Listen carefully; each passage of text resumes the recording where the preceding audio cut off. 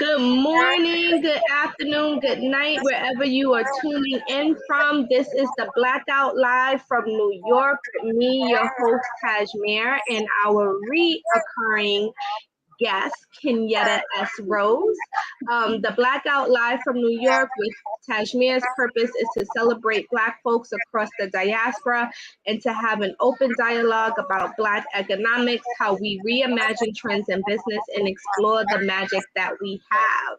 For folks that are not familiar with Kenyetta, she is the founder of 6 Gen Venture Studios.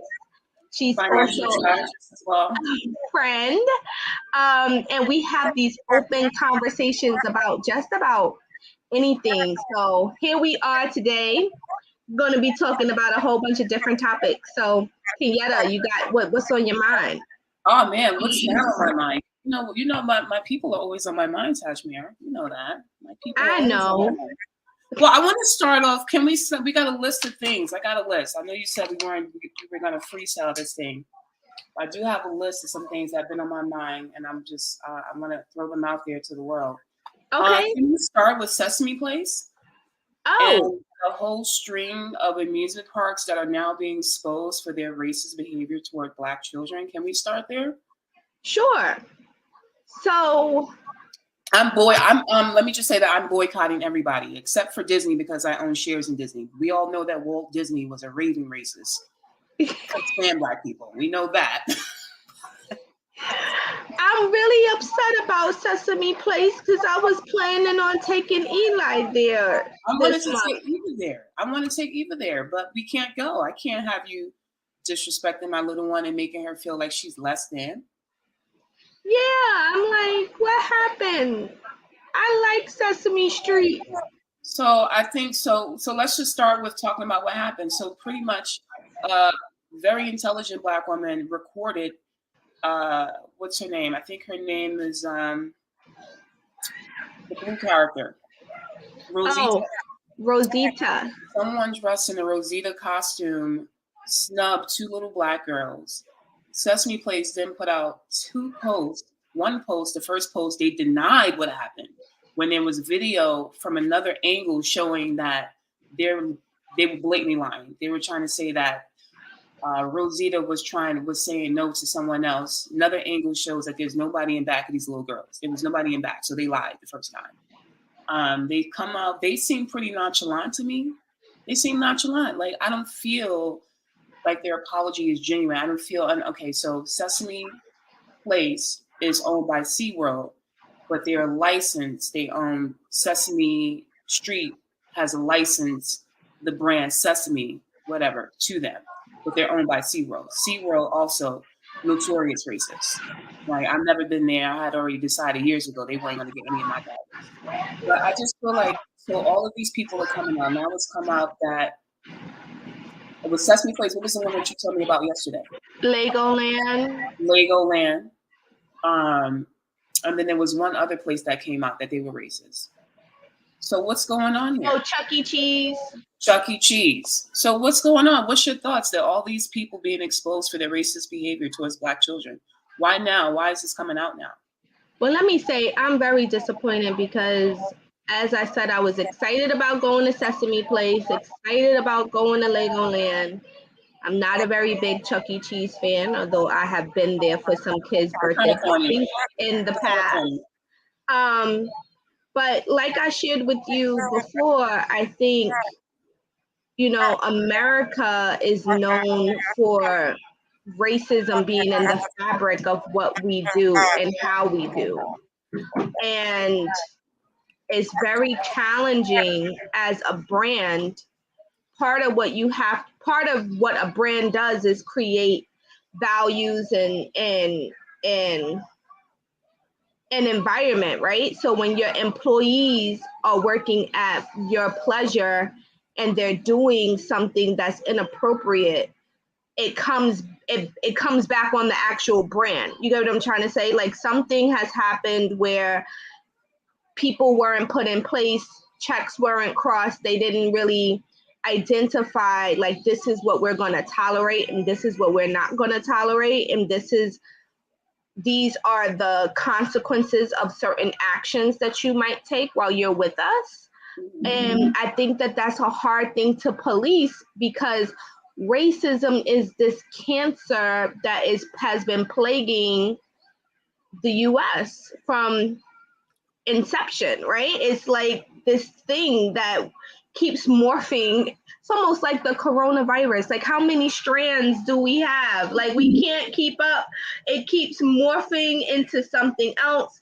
It's hard to detect because, some people can fly under the radar and they can, like, be selective racists, right? Like, they can appear that they're not, and then, like, wow, you get hit in the face with something and you're like, I didn't know that's how you really felt. So I think it's hard. I'm just really, really, really disappointed. Like I said, I'm a fan of Sesame Street. I remember Snuffleupagus and Big Bird and Oscar the Grouch. I remember very fondly watching Sesame Street in daycare. Like, I can see my 5-year-old self, my 4-year-old self sitting in daycare. And I remember sitting on the mat, the project buildings in the background. I grew up in Lafayette Gardens. And I remember very fondly. So I think Sesame Street is a part of a lot of our childhood. But I wanted to add to that, it's not, what I've come to realize, Tasemere? That racism doesn't just reside here. It's all over the planet. Mm-hmm. It's a disease that has spread across the planet, and it's been here for several hundred years. That's why I'm waiting for the aliens. Like, I know. Me too. I'm watching all of these sci-fi movies, and people are living in these spaceships out in the. I'm like, when is that gonna happen? Can you sign me up? I think I might take my chances with the aliens at this point. I'm waiting for the aliens to come here and say, none of y'all ain't ish. I'm like, this place is driving me crazy. I know.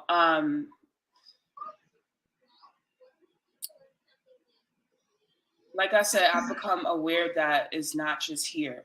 And it's not just white people who are racist. It's everybody. It's Hispanics. It's Asians. Asians practice racism.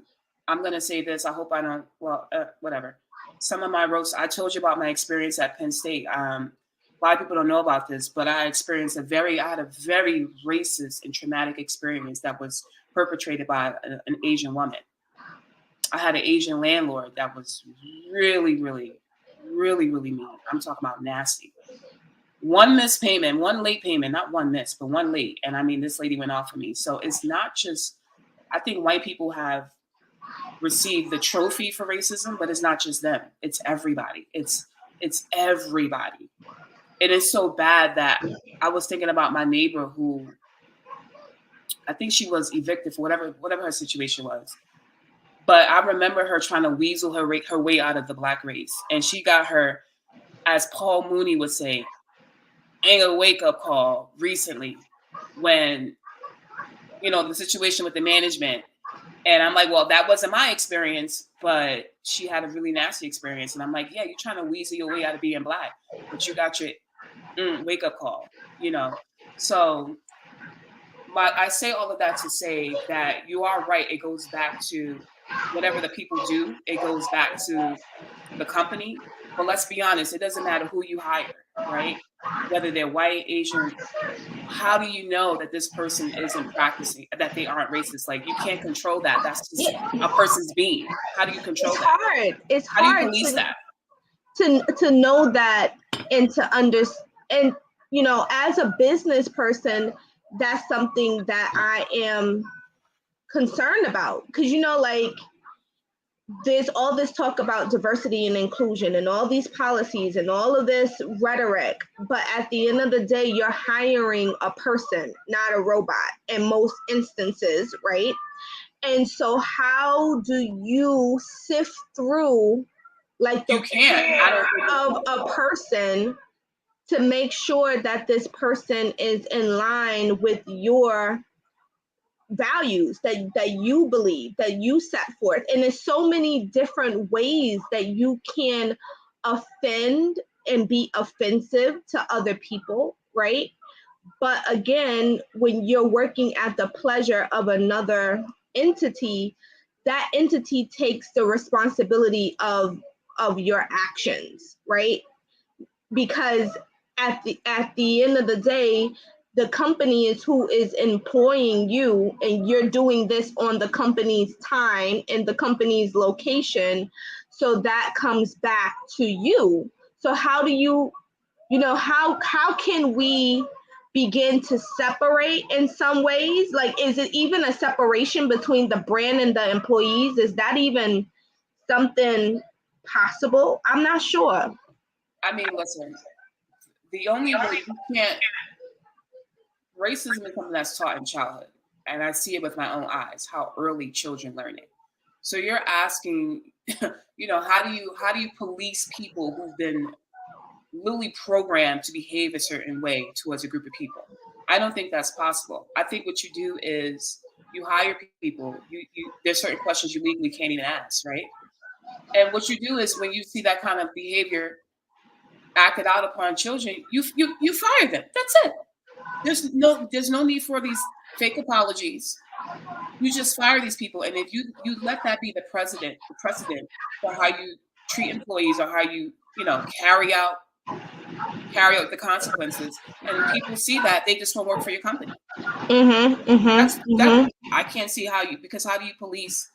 How do you determine in the hiring process whether or not a person is racist? It's very impossible to do that. But what you do is you let this be an example. You fire that person. You say, hey, you do the cakewalk. Listen, this is the person's name. This is who they are. Or maybe you want to protect their identity, and you just let it be known that you fired them, and you let that be the precedent for how you deal with your employees, and people who are like that, which this will work for your company. I can't think of anything else. Do you have? You gotta smoke them out, right? You gotta smoke them out, and you gotta set an example of what you tolerate. If Quan were here, Quan would say we need to start building our own ish.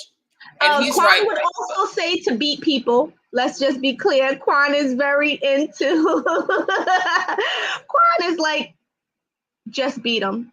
I mean, speaking more realistically, right? Because I know I'm not built for prison. I don't know about anybody else. I'm not built for prison. I'm not gonna last, and we know that's where folks are headed if you do that. I think long term, Black people, we really have to do a reversal of what we were taught in civil rights about integration. Martin Luther King, little white boys, little white girls. We got to get out of that mindset, and we got to start. Take on I'm chuckling because we have had a lot of discussions about how you are so over this "I have a dream" rhetoric. I'm so over it. You're so over it. You're like we were led down a fallacy. You're so done with it. Little white boys, little white girls. I mean, when I hear inclusion and diversity and racial equity and social equity, economic equity, I'm over it. Who wants to be equal? Everybody wants to be a winner. Who wants to be equal with Black? Like, who wants to be equal? Dr. Claude Anderson, he has the best definition of racism that I've heard to date in his book, Powernomics. And he talks about it I think it's probably in the preface. He says, race is not really about color. It's been reduced to that over time. But it's really about resources and economics at the end of the day. So when you talk about being equal, you talk about equity, those things fly in the face of what it means to be human beings on this earth. From the time we've gotten here, we've been fighting for resources. So when you talk about equity and inclusion, that flies in the face of logic, because at the end of the day, it's about what race or what groups or what countries are faring better economically. And when you tell people to be equal, you're kind of asking them to give you a handout. Well, I think that we are confused about certain terms, right? Because wanting to be equal to me speaks of socialism, right? But that's not where we live. So I think that is also an idea of like saying something is one thing, but also wanting results of something else, right? Of like, it's always confusing to me because I feel like a lot of the challenges, and I can only speak about America because I've only have lived here, but Right. a lot of the challenges that we have are social challenges, right? But we say that we are a democracy, but a lot of the solutions are more like socialist solutions to something. So what are are we trying to be a social democracy? Are we like, I'm a little confused about what it is that we actually want. Like a lot of the political arguments and debates are around civil rights, but we never have a civil rights president, right? We don't have anybody that runs on the platforms of civil rights, right? So we are saying that That's a really good point. these are the challenges that we're having. A lot of the challenges that people and cultures and folks are having are civil challenges, but we never have a civil platform. Like what does that platform look like? So it's like we want a solution, but the way that we go about the solution is like nested underneath something else. So it's confusing to understand like what are we really asking for and what do we really want as just as a human people. Like what do we want? Well, wait, hang on. Can we do this? You tell me, what is it that you want? Well, you know what I want. What do you want? I have told you, I think this week, I just want to be great. I just want to live my life in the ways that I see fit. I want to produce amazing work, and I just want my work to be great. I don't want to be known as a great Black business strategist. I don't want to be put in a box. I just want to be the best across everything. I don't want to be the best Black person that does this thing. I want to be the best in general. That's just it. That's like what I am aiming for. And I feel like because a lot of everything that we talk about is so racial centered, it almost sometimes takes away from the greatness that you're already doing. Because it's like, it's almost like, oh yeah, that's good for a Black person. It's like, no, my work is just good. Why can't my work just be great? Why can't I just be a intellectual person? Not because I'm Black or Asian or whatever. It's just that like I have great thoughts and I know how to articulate my thoughts. That's really what I'm wanting. This is why I'm thinking that I'm probably going to go live outer space once that becomes available, and probably figure out how to do something with the Martians. But I don't even know if they're Martians, right? They might think we're Martians. I don't know what the right term that I'm going to call these other creatures yet. I haven't committed to a classification, but I'm thinking I might want to be like Halo. I might want to go live on one of these ships. It sounds like you hate it here. I don't like certain aspects. I think that's what it is. Like, I feel that we have been so conditioned to think about all the things that make us different that we don't really want to think about the things that we all have in common. Because there is some commonality that everybody has. Like, people want to be able to eat food. They want to be able to live in a decent place, right? Like bare minimum things. But I think that we have been programmed with a lot of rhetoric that it's hard to move past what we see, because again, I can only speak about living in America. Everything has a connotation about race. Everything is about race and about privilege. Do you have the privilege? Do you not have the privilege? Do you fit in the box? Do you not fit in the box? Well, I will say this though. Green transcends all of that. Well, I think space. That's why I'm saying, like, if we could, I don't know about you. I'm going to tell you right now, there is a space race, right? And countries like China and America and India, and there's one African country that's involved. I forget which one it is. That there's a race to get to space. Yeah. Whoever gets there is going to colonize it. I know. I think, maybe I need to join in. I don't really want to be a colonizer. I just want to have like a little part of the rock that's like, floating around somewhere where I can just be. Well, here's what I'm recommending. And this is going to sound crazy. There's a couple of space companies coming to boot as of late, especially in Colorado. Here's my recommendation for you. Get extremely wealthy and fund space exploration. Start your own company so that you can get to space first and you can colonize it. You can make it whatever you like. Because whoever gets there is going to colonize it. They're going to. That's just... I know. And because everyone has... So you've got to become a billionaire, potentially a trillionaire. Everyone has the ability to become a colonizer. That's basically what I don't want to colonize. I just want to. Because if it's Mark, if it's Jeff Bezos, or if it's Elon, they're white men. If they get there, they're gonna colonize the shit. So space might not even be an option if you're not willing to be a part of the race to get there. You're right. I got to figure out a plan. Dang it. So you're going to have to maybe start or fund it, become a backer in a space company. And we get there and we can do whatever we want. But I'm telling you, if white men get there, they're going to colonize that shit. And it's going to be racist.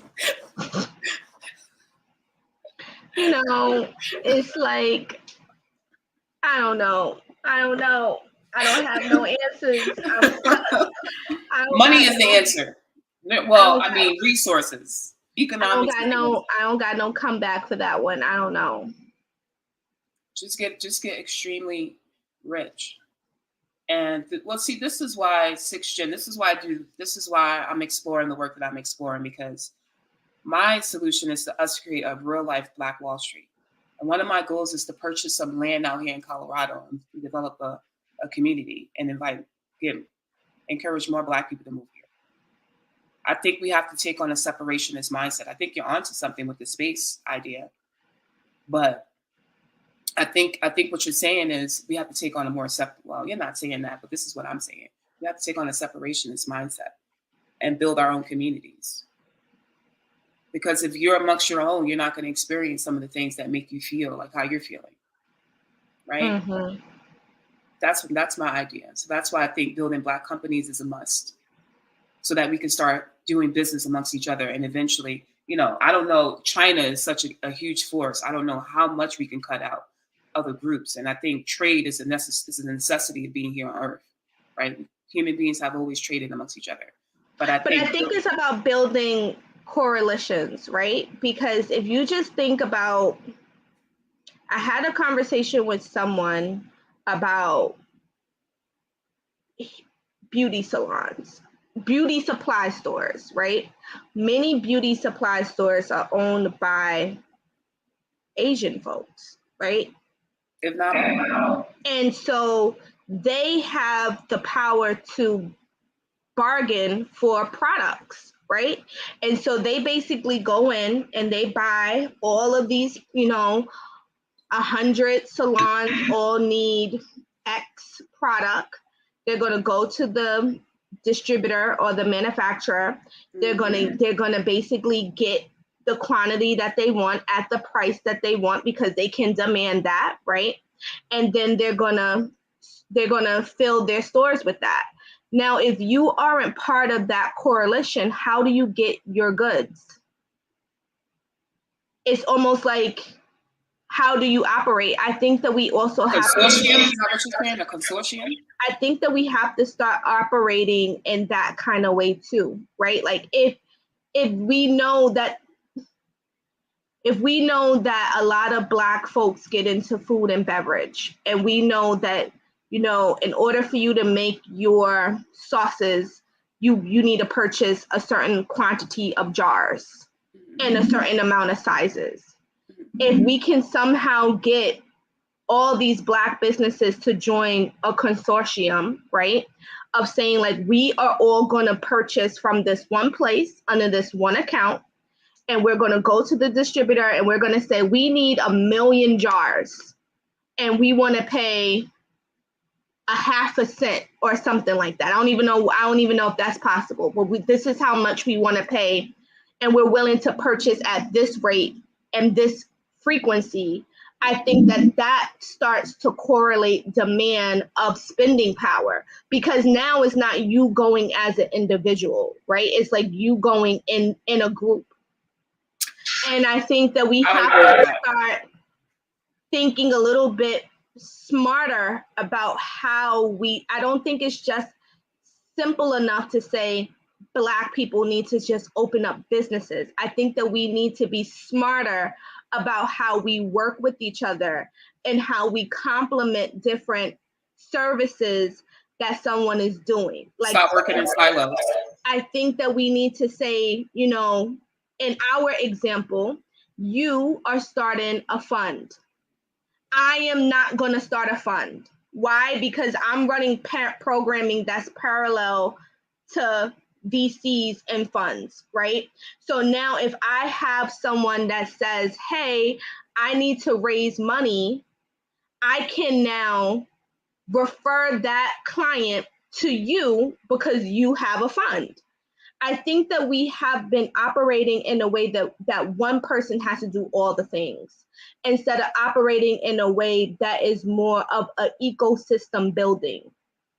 We haven't began to build out our ecosystems of how we do business and the ways in which we're going to do business with each other. So it's not as simple as to just start businesses, because what if you have everyone is starting a fund, but no one has but then now everybody has a bottleneck of where they're going to get the clients from. So now you're competing for clients instead of saying this fund is going to be earmarked for this industry. Another fund is going to be earmarked for this industry. And then we have the service providers that are providing different services, and they're going to funnel. Now you have created ecosystems that operate in a way that really work efficiently and generate money and capital. I think we haven't been building businesses smartly. I think it's just, I'm going to get an LLC and I'm going to do my own thing. I would agree with that. I would like to see us starting to really focus on ecosystem building and identifying what is missing in an ecosystem, and are you a solution to that, or are you like a half of a solution, right? Like, I mean, even if you are half a solution, can you play a role, and what role is that going to be, and how are you going to work with other folks? That's what I think the challenge is, because I do feel that there are a lot of people that are starting businesses, but a lot of people that see it all as competition, right? And I'm willing to do anything to you know, win, but it's like winning at what cost? Because I know that I have worked with some Asian businesses, and it works just like this.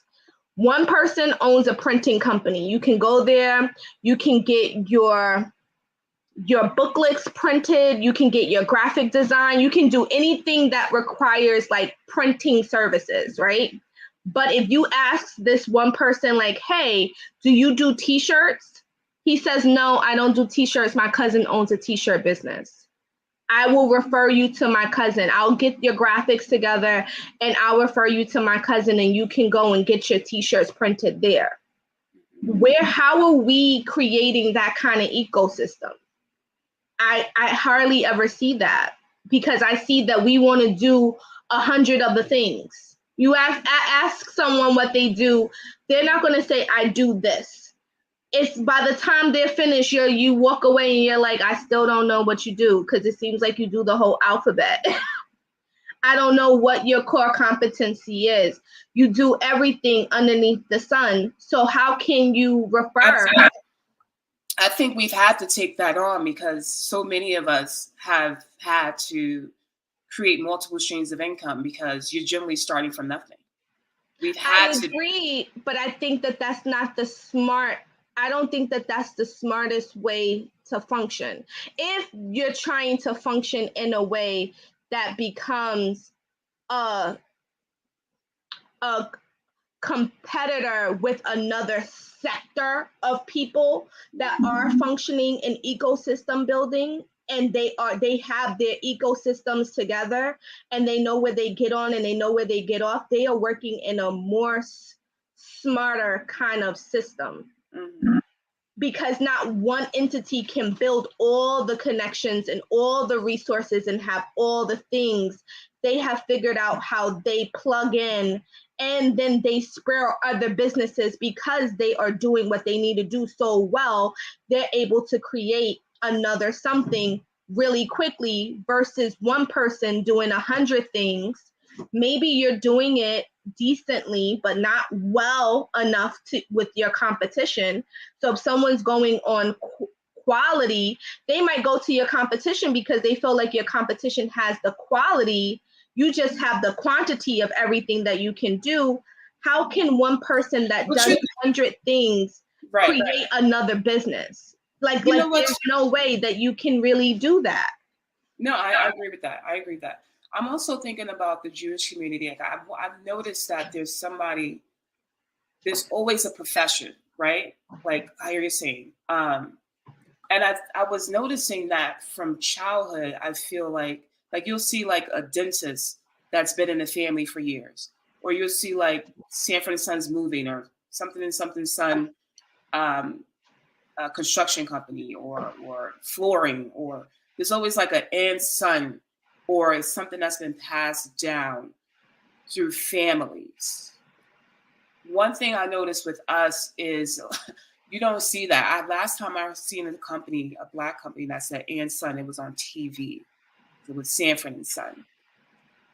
To your point, you're right, you can't do anything. But one of the advantages that those groups have over us is there's a memory of entrepreneurship in their family. We don't have a long memory of entrepreneurship in our family. So that's why you'll often see somebody coming trying to do everything, because one, they haven't, and we're not trained to say, okay, what does our community need?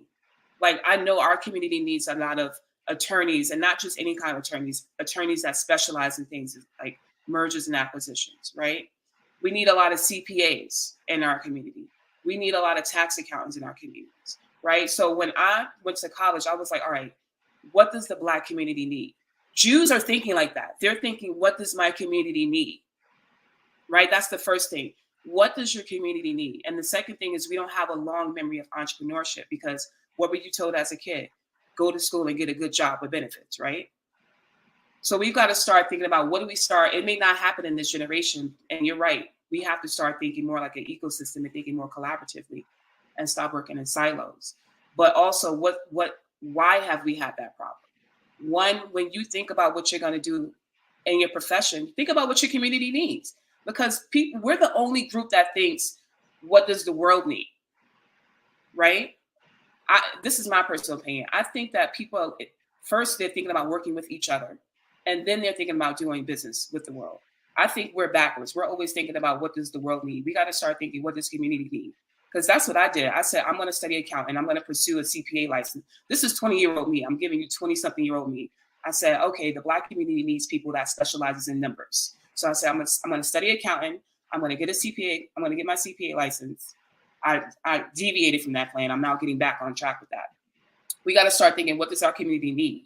And we got to establish over time a memory of entrepreneurship so that you can pass down businesses. And I think over time, we'll start to get that ecosystem. I don't think it's going to happen right away. You're right. I agree, but to tie this all in, I think one of the reasons why we haven't thought about what does our community need is because we bought in to being equal, and we were fighting to be equal in different rooms, because you'll hear all the time people say, I want to seat at the table, I want to seat at the table, I want to seat at the but table. Now people are saying they're going to build their own table. People want to build their own table. But think about how long you have heard, I want to be a part of this other group, and I'm working so hard to get the validation of another group by way of, and I was one of those people as well, by way of working at a certain type of company, by having a certain kind of title, by having a certain kind of paycheck, by living in a certain kind of neighborhood. So there has been a lot of like, I want to sit at this particular table because this validates, you know, how I value myself or how other people value me. But that meant that we stepped away from ecosystem building, right? Because we were part of an ecosystem where you could easily be replaced because it wasn't operating in the sense of someone invested in your business. Like we have spoken about, you know, how sometimes in the Jewish community, they will pull money together for so-and-so to start their own business. That's your community backing you on a business idea. So the community is invested in helping you to succeed. That's trust. And see it through, right? Yeah. We haven't necessarily been operating in those kind of ways. And I think that it would be important for all groups to look at, you know, something that I learned when I was a history major is like being objective when you are doing your research, and not doing your research from like, I'm trying to validate this point, but I'm trying to see what's missing, right? So I'm looking at something and I'm being really objective, and I'm almost like putting my personal thoughts and feelings to the back burner so I can see what I won't be able to see if I go in it with just my own thoughts, right? I think that all groups need to do that because there's learnings that you can learn, you know, best practices from how one civilization did something compared to another civilization and what you think you might want to do differently. But I think oftentimes we aren't being objective when we look at how other groups operate. We're being reactive from a mindset of how come that can't be me, right? Where it's like, okay, well, let's try to break down the steps of how that happened, figure out what steps we're missing, and then how do we supplement for those steps that are missing? Because I find like when I do that, even in the work that I do with the DM firm, I'm a lot more effective around thinking through like what's missing and how can I fill that need, and where are those resources? Because my resources are in people. So where are those resources and how do I connect to someone that has a different expertise than I have, but we both bring value to the table? How can we work alongside with each other? I think that that's how you start to build out, again, your ecosystem, because you need that. Because you can't build your businesses to be multi-million-dollar businesses on an island by yourself, and you don't want to talk to anybody, and you don't want to work with anybody, and you want to do all this. Like that's not possible. You need other people to understand what you're doing, buy into it, talk about it, want to work with you. You do great work. They refer other people. They mention you in other rooms. You need someone to make soft introductions for you. Maybe they meet someone and they're like, hey, like I meet people and I'm like, hey, this person is a great connection for Kenyetta. I'm going to talk about what Kenyetta is doing. And then I'm going to introduce Kenyetta to this other person. And so you need to be able to do that so you can start building absolutely your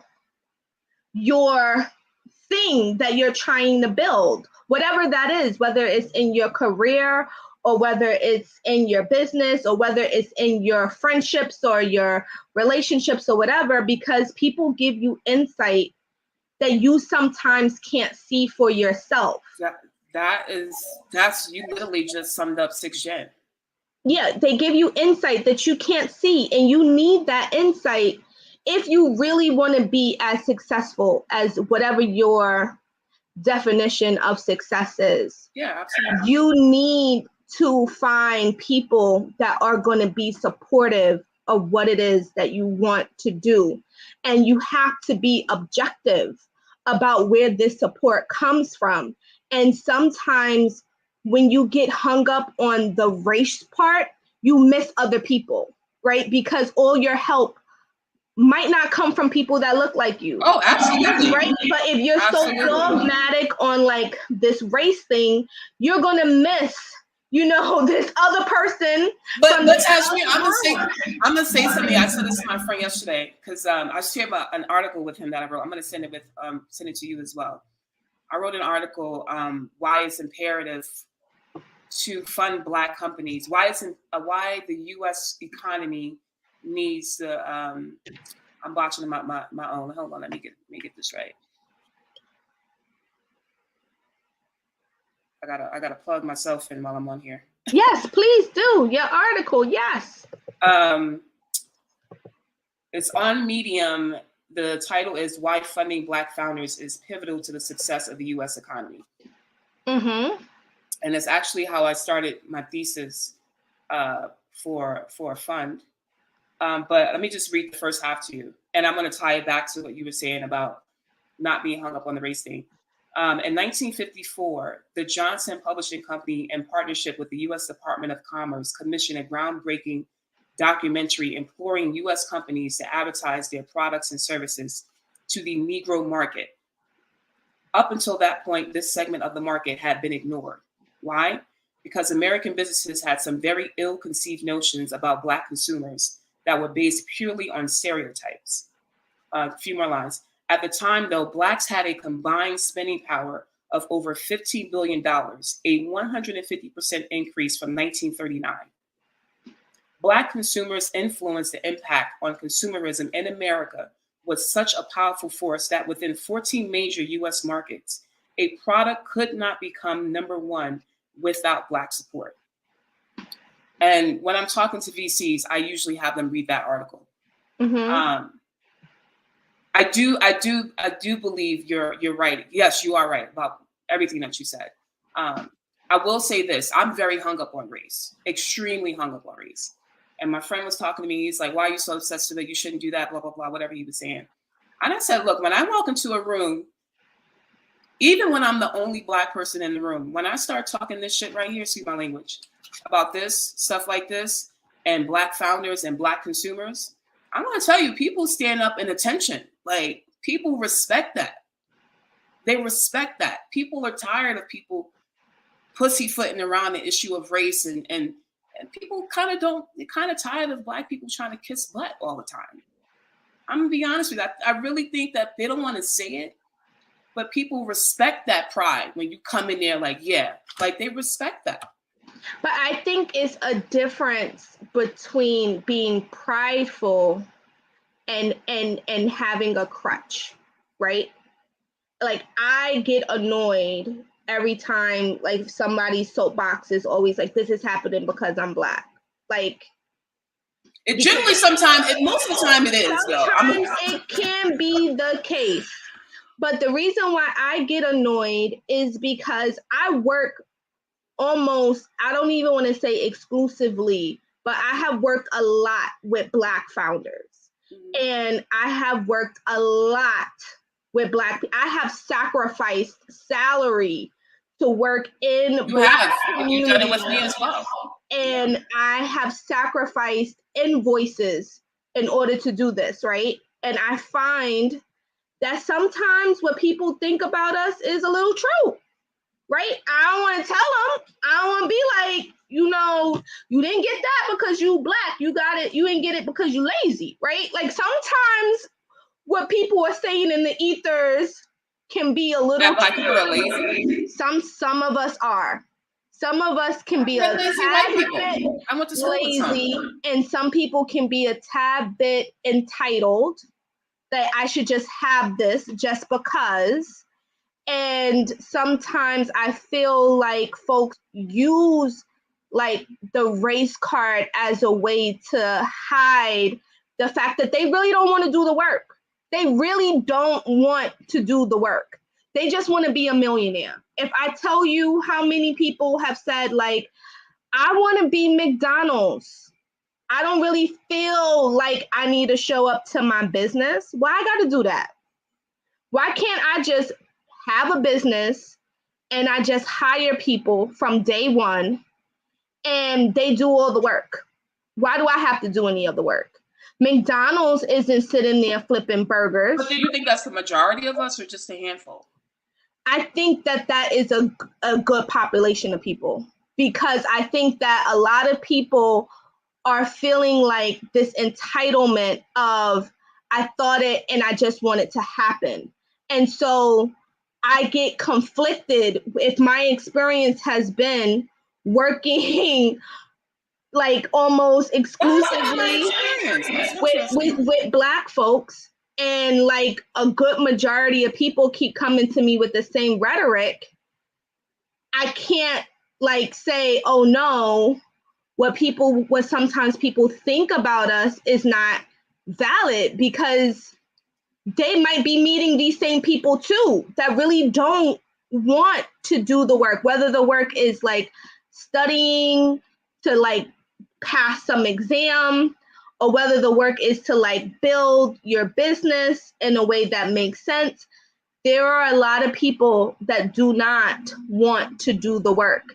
And I think that it drowns out the voices of the people that really are out here working hard, which means that those people that are really working hard sometimes feels that they have to work twice as hard, because most of the people that don't want to do the work are super charismatic. They're the ones that's going to bust in the room, super charismatic, talk up everything that they want to do, and then you ask them to send you something in writing and they ghost you because they really didn't want to do the work. They just want you to just write the check because I sound good.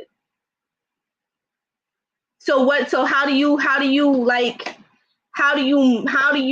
that make sense? I just sit in the room and I'm flabbergasted right now. I'm just sitting in the room and I'm like, I can't really. I mean, I wanna, but like what the people might be saying might be a little true. And but the Black founders that I've met when I started the circuit, I started working the circuit in 2019, telling people I wanted to start a fund and reach out to both VCs and Black founders. I've met a lot of great Black founders. I'm not saying that they're not there. But these are people that call themselves founders, though. That's the difference. That's the difference, because a lot of people call themselves entrepreneurs, right? Yeah. And so I do think that the mindset of a founder is different than the mindset of someone that calls themselves an entrepreneur. And I said this a while ago. You did. But when people are using like the business industry and the way that they're going into it and the people that they're talking to, and they like other people just say, okay, you own a business, right? They might not be listening to whether you say entrepreneur or founder. They might feel like it's interchangeable. The folks that are playing around in the pool and putting pee in it is messing it up for everybody else. Okay, they kind of need to like go to another park. Maybe they need to go to Sesame Place and go mess up the pool there, okay? Because I'm just saying that they playing around. They really don't want to do the work. And it can be very like deflating, because if you're meeting with someone that wants to do the work alongside with you and you're just playing and you're just like, I just want to be a millionaire and I really don't want to put anything into it, it's wasting my time. I want to be a millionaire. I mean, I want to be a billionaire. I gotta be a trillionaire if I'm gonna go live in space. So now, now I gotta say I want to be a You gotta go trillionaire. for the T because if you're gonna I get want to to go, space. if I want to go get to space. But in all seriousness, I do think that sometimes what people say about Black entrepreneurs does have a little bit of truth to it.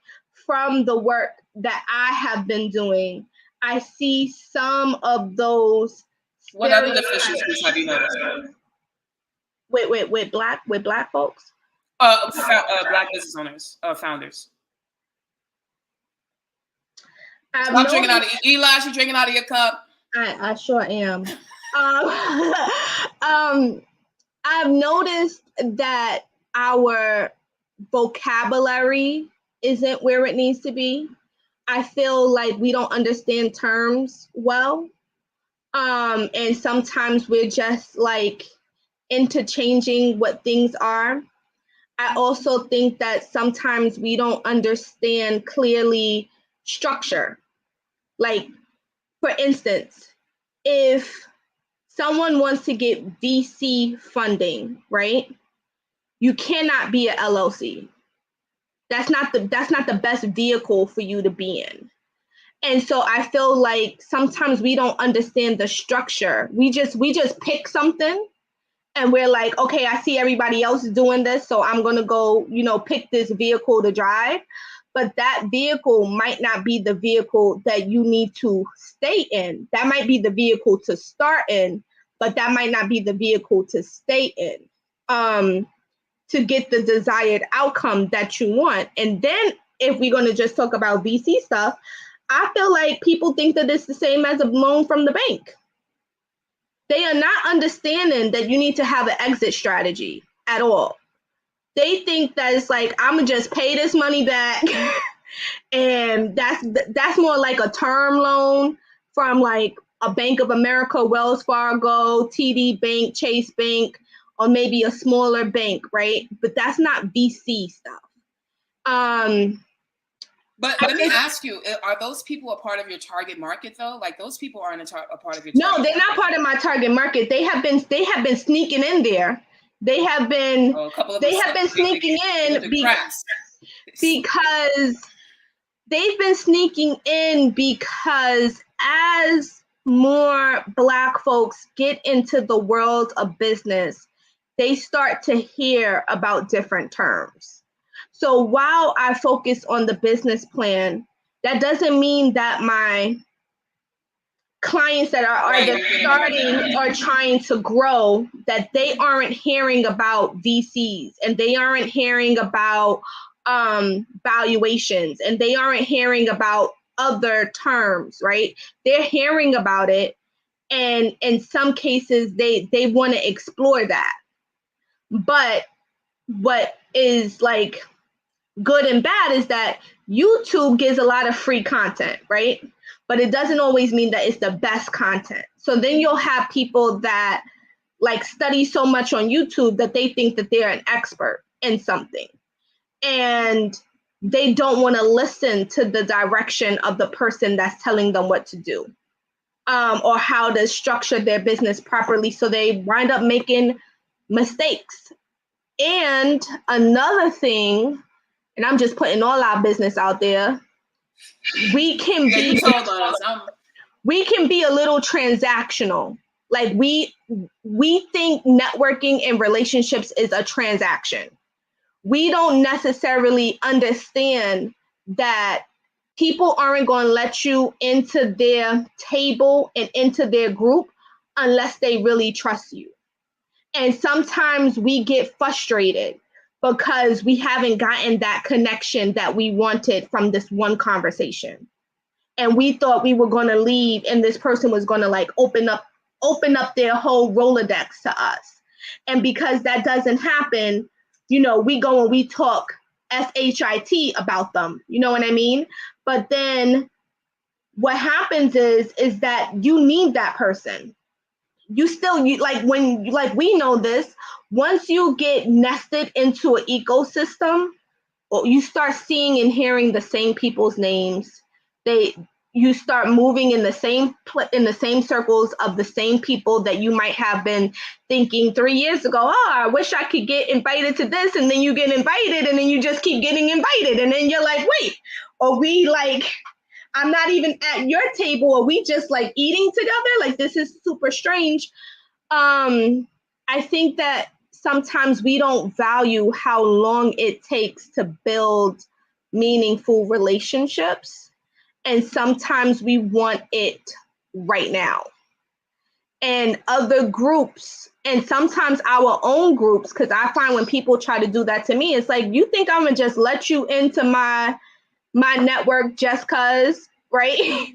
It turns you off, and then you block your opportunities from the beginning because you misread that interaction, or because somebody don't have on whatever you feel is appropriate attire, you don't want to talk to them, not knowing that this person has all the resources that you felt like you needed. And that has happened to me before, where I have had people that maybe when I started, they didn't want to work with me. They were like, no, they gave me the whole runaround. I'm running down phone calls and emails, and they're kind of like, I don't, take a long time to say, I don't want to work with you. But now, fast forward, they see the work that I've been able to accomplish. And now they're like, hey, do you think we could work together? Now that means that I have to think, are you an opportunist, or do you really want to do the work? Because the work is still the work that it was going to be years before. The only thing that has happened is that my Rolodex has grown, right? So do you want the Rolodex, or do you really want to do the work? And I think that that's something that we miscalculate very often. Is like, how is that going to be helpful? And then you say this person don't want to put me on, and it's like, does the person not want to put you on, or is the person just doesn't want you to use their Rolodex? Because it really could just be like, I don't want to share my Rolodex with you because I don't trust you. So I think we have to start being smarter at evaluating how we're playing chess, because we got the game all messed up sometimes, and that's why we don't move forward the way that we want to. But I ain't gonna tell no more secrets about what we out here doing. No more? Yeah, I got more. That was just a little bit. I ain't gonna tell no more. I'm gonna save the rest. But I'm not gonna tell. I ain't gonna tell no more. I think I snitched enough on what we doing. No, some people gonna be like, why tell all our business like that? Yeah. But you know what? I gotta keep it real though. I gotta call it out. You kept it real. I gotta call it out.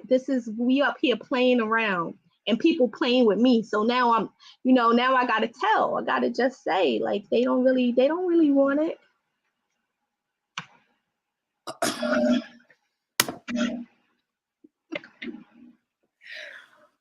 Oh, Tasemere, you are so beautiful, by the way. Oh, thank you. You have the most adorable face ever. And guess who else has this face? Eli. Exactly, but he's been boycotting me. I don't know when he's gonna come back on air. He turned 1, and he might be trying to give me a contract or something to co-host with me or something. I feel like we you read the room. You read the room. I know I shouldn't have told, but you asked, and I had to tell you the truth. Yeah, I didn't know. I wasn't. Yeah, I didn't know. I was gonna get all that. She said we lazy. Damn. Yeah, you know it. The other people that's gonna be watching this, they know. I don't know a lot of lazy Black people, but most of the people that I know, I feel like I'm behind a lot of my friends. So I know the people that I know are overachievers. So listen, the ones that sometimes come knocking at my door, Well, I wouldn't say I'm behind a lot of my friends. I'm not behind a lot of my friends, but you are right. You are right there in pace. yeah, I'm in a good space. I take that back. We're definitely records. I was just saying that to say that I know a lot of successful Black women. Is what I want to say. So I haven't met a lot of lazy people. Wait till you start reading those applications for 6th Gen, and then you're gonna be like, what Taz was saying was a little right. Like this right here is not. It's not adding up. The math is not mathing. No way how I'm trying to do it is not. It's not coming out to what I thought it was gonna be. Wait, you'll see. I mean, like I said, a lot of the Black founders that I've met, like I just got a text from one that I met. We met in 2020, and her business is scaling. Like she just sent me an invite to one of her events. But the she's difference Nigerian. is you said founder versus entrepreneur. No, I want to work with founders. I don't want to work with entrepreneurs. You're also working with business owners that are in there. A lot of times they're infant phase because you're doing the business plan. So they haven't even gotten to the execution phase, right? They haven't necessarily gotten to the execution. However, there are some folks that are in a growth phase, and they are not the same as the idea phase folks. However, you do have some people in there that I have had conversations with that, are very clear about seeking the revenue that they want to get, but not as clear about how much work it's going to take for them to do that, and about team building. Yeah. But I said I wasn't going to tell no more about. Yeah. We better end it on that note. Yeah, I'm just going to leave it like I'm not going to tell no more about what's going on. I think a VC that doesn't want to invest in Black founders is going to pull this video up and he's going to say, see, this is why. Listen. Hey. They don't want me. They want me to stop talking about the challenges. They need to start showing up right and stop playing around. Black business, I got to talk to you guys. Black business owners, you heard it here today. Tasemere read you guys, and she said, "Yeah, I got to get it together. So get your ish together. Get it together." Cause I'm telling. Yeah, I am. Listen. I'm telling it. Don't make me tell no more. I'm holding it. I'm holding it in right now. I'm.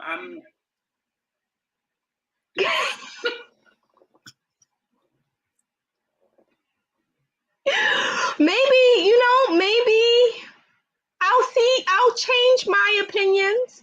Perhaps I'll see some. I just hope when aliens get here, they don't contact you first. I don't know.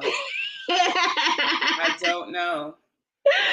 Don't worry. You'll be on the ship. I'll have my list. I'll say we gotta do these people here. The rest of them, interviews. These are the questions to ask. Ask these questions. But I understand that's been your experience, so I won't. I understand. I'm not gonna take nothing away from that. Any final thoughts, words before we have to get the going? This is always fun when you're on the show. Yeah, my final word is Black business owners, y'all gonna have to get it together because Tash, me out here snitching in these streets. That's my final word. Well, I only snitched because you asked the question and I can't BS you, so that's why I told. Oh man, yeah, those are my final thoughts. And we're not going to Sesame Place. No Sesame Place, no Legoland, and no Chuck E. Cheese, which they're whack anyway. I mean, I don't own any of their shares, so thank God. I think they're a public company, right? Whatever. They're canceled. So until next time, as you guys know, Kenyetta is our reoccurring commutator here. It's always fun having her drop by the Blackout. and we will see you next time.